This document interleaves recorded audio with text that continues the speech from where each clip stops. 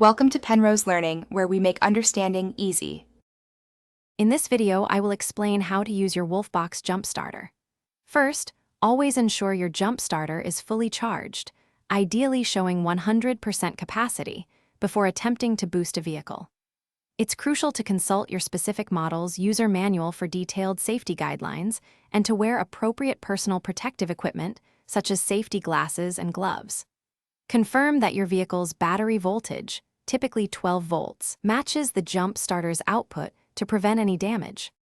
Next, prepare your vehicle by turning off the ignition and all electronic accessories. Take the red clamp and securely attach it to the positive or plus terminal of your vehicle's battery. Then, connect the black clamp to a clean, unpainted metal part of the engine block or chassis, ensuring it's away from the battery itself. Avoid connecting the black clamp directly to the negative battery terminal unless your specific manual instructs otherwise. Now, with all connections secure, power on your Wolfbox jump starter.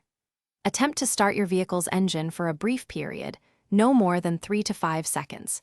If the engine doesn't immediately turn over, wait at least 60 seconds before making another attempt.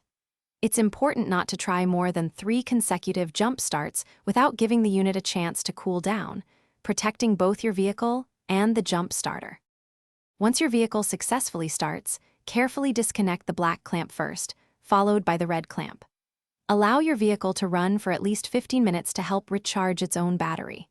It's crucial to recharge your Wolfbox jump starter immediately after every use, ensuring it's ready for the next emergency. Finally, store your jump starter in a cool, dry place away from direct sunlight to prolong its lifespan.